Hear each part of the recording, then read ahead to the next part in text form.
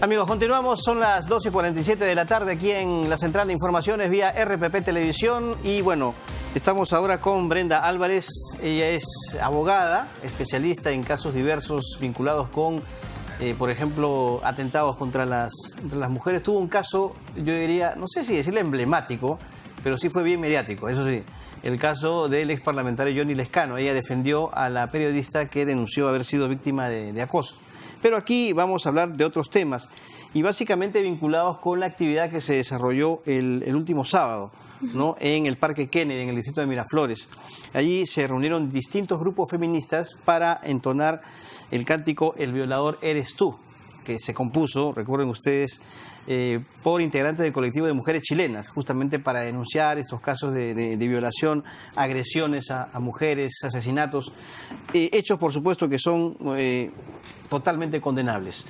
Hola Brenda, ¿cómo estás? Bienvenida. ¿Cómo estás, Carlos? Muchísimas gracias por la invitación y sobre todo para abordar un tema de absoluta relevancia social. Claro. Ahora, ¿cuál fue el sentido en sí de la actividad? Que fue muy particular en cuanto a formas, porque, bueno, hay marchas diversas, pero haberse reunido en el Parque Kennedy para entonar este himno, ¿qué es lo que buscaban con una protesta tan particular? Sí, lo que trata, bueno, lo que busca la intervención, el violador eres tú, es generar conciencia en la sociedad y también denunciar la problemática de las violaciones sexuales en nuestro país que afecta a mujeres, niños y niñas, ¿no? Es innegable, creo yo, tratar de eludir la problemática de violación sexual, sobre todo en países como el nuestro, ¿no?, que somos uno de los países que a nivel de Latinoamérica lidera la cifra y las tasas de violaciones sexuales.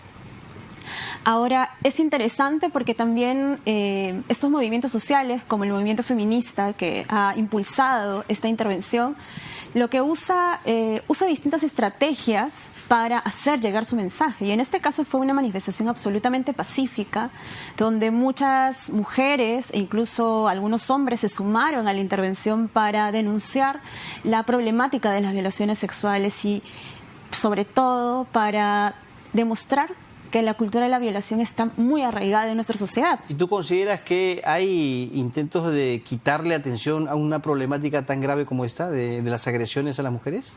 Por supuesto que sí. Pero eso es algo muy, muy grave, o sea, por supuesto, restarle atención, ¿quién o quiénes quieren llegar a este objetivo que es totalmente, no sé, lamentable?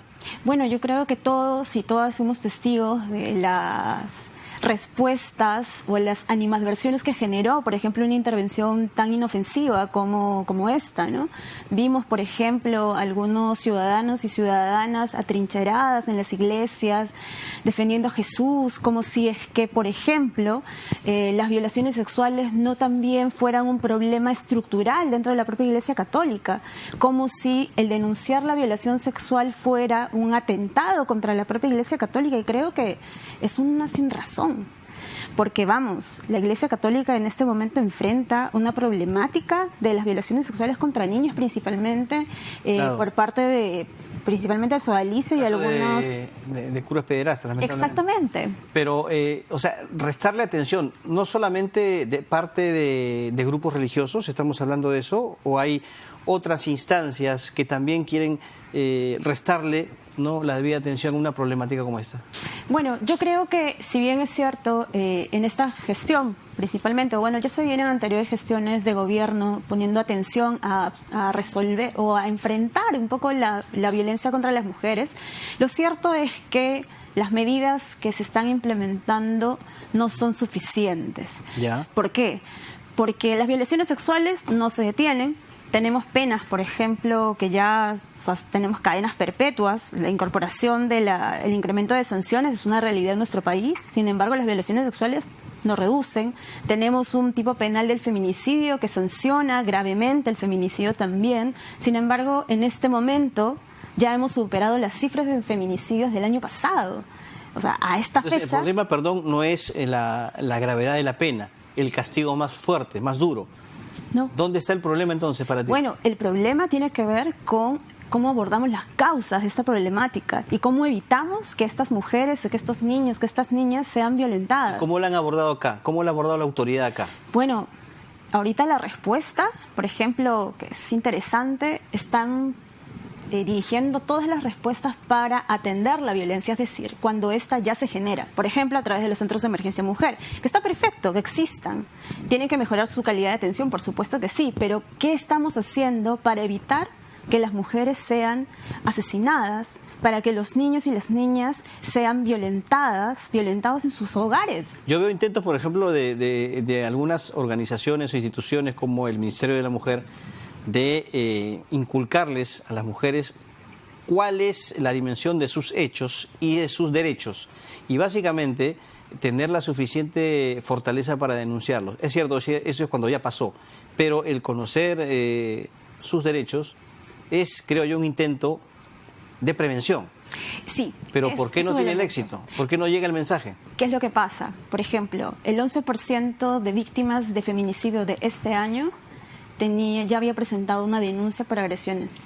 Es decir, no es que estas víctimas no habían hecho nada, no habían denunciado, no conocían sus derechos o no habían acudido al Estado a pedir protección. Sí habían acudido. Sin embargo, las medidas de protección que está ofreciendo el Estado son insuficientes. O sea, estamos hablando, por ejemplo, a nivel de delegaciones policiales, comisarías. Delegaciones policiales, Ministerio Público. Hace poco nada más hubo un caso de una jovencita violada en un centro comercial y nadie la atendió. Ese es un claro ejemplo cómo reaccionamos frente a un caso de violación sexual. Por ejemplo, el centro comercial se solidarizó facilitando, por ejemplo, las cámaras, emitió un pronunciamiento público facilitando. Después de la presión que hubo. Después de la presión. Claro. Pero su reacción inmediata no fue sancionar, proteger al adolescente, de ninguna manera. Entonces, cuando hablamos de cultura de violación, estamos hablando de ese tipo de conductas también. Es decir, está tan normalizado en nuestra sociedad las violaciones sexuales que también solemos culpabilizar a las víctimas por lo general, o por otro lado, ¿cuál es la reacción que genera la sociedad frente a las violaciones sexuales? No hacemos nada. Bueno, la verdad que esa expresión tuya sí me ha generado terror, ¿no? Normalizar las violaciones sexuales ya sería terrible. O sea, es lo último que uno esperaría. Exactamente. Sin embargo, cuando uno se entera de un caso de violación sexual, o al menos desde el sentido común te diría que tenemos que apoyar todas las acciones para la investigación, para proteger al adolescente. Sin embargo, no vemos ese tipo de reacciones. Y, dicho sea de paso, muchas veces se justifica incluso las violaciones sexuales, y esto es muy, pero muy importante, por ejemplo, cuando estas personas... Y solamente voy a citar un ejemplo. No sé si todos recuerdan el video de aquella discoteca donde una muchacha estaba en estado de inconsciencia y dos sujetos la violaron en la discoteca, sí, frente a muchas personas. ¿Alguien hizo algo para detener la violación sexual? Ninguna. Entonces, ¿qué es lo que dijeron? No.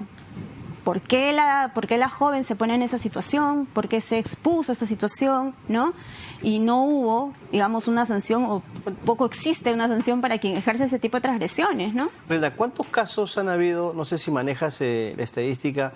Se está cerrando ya el 2019, actos de agresiones, violaciones contra mujeres y feminicidios. Y si esto lo podemos comparar, por ejemplo, con el 2018, para tener una idea de que efectivamente la situación se ha agravado. O sea, ¿qué cifras se manejan en ese terreno? Sí, el Ministerio de la Mujer publica anualmente o hace un seguimiento mensual de las cifras tanto de las denuncias como de las muertes de mujeres, de los feminicidios. Y lo que sí por ejemplo, se identifica es que el año pasado la muerte, ahorita no hemos terminado todavía diciembre, y diciembre es un mes bastante atractivo para los feminicidas, dicho sea de paso, ¿no? Porque en los meses de diciembre se identifican mayores situaciones de asesinatos para mujeres, porque hay fiestas, hay tensión, hay que ver a los hijos, etcétera, etcétera, ¿no? Yeah. Entonces, por ejemplo, a la fecha tenemos 152 feminicidios reportados, y estamos 9 de diciembre. Todavía no hemos terminado el año. 152 feminicidios en el país. Exactamente, en este año. El año pasado eran más o menos 140. Ya. Es decir, estamos cada año incrementando. La pregunta es ¿por qué? Ya. ¿no? ¿Por qué está sucediendo esto?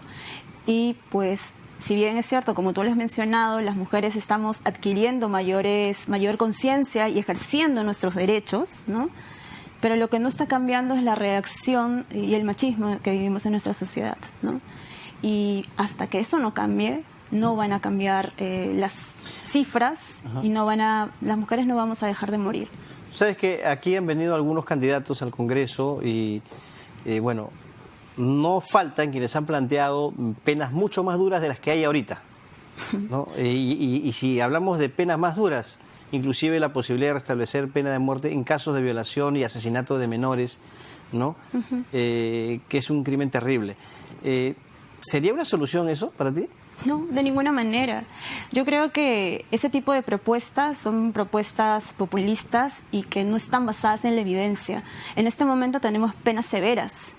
El problema no son las penas. El problema lo encontramos, por ejemplo, en que hasta el momento no contamos en todos los distritos fiscales de nuestro país con fiscalías especializadas en violencia contra la mujer. Entonces se presentan denuncias, estas se archivan. Tampoco contamos con juzgados especializados en resolución de casos de violencia contra la mujer. Entonces, ¿de qué nos vale tener una pena severa, si quieres, si al momento de aplicarla no se aplican? Es decir, hasta el momento, por ejemplo, se encuentra el 40% de feminicidas de este año están detenidos. La pregunta es, ¿cuántos tienen sentencia? ¿Cuántos de los violadores o de las personas investigadas por el delito de violación que se encuentran privados de su libertad, que se encuentran ahorita recluidos en alguna institución del INPE y se pasan así años? Esos casos para mí deberían ser sumarios. Ya, exactamente. Por la gravedad del hecho, ¿no? Por la gravedad del hecho. Sin embargo, lo que debería suceder es que también los jueces deberían ser personas especializadas en la investigación de este delito, porque si no tenemos personas como Inostroza, por ejemplo, que en su rol de juez supremo, ¿qué es lo que hace? Negocia pues con la libertad y con el derecho al acceso a justicia de las víctimas. Una última consulta, Brenda, al margen de este tema. Yo hacía en la presentación referencia al caso que tuvo el excongresista Johnny Lescano.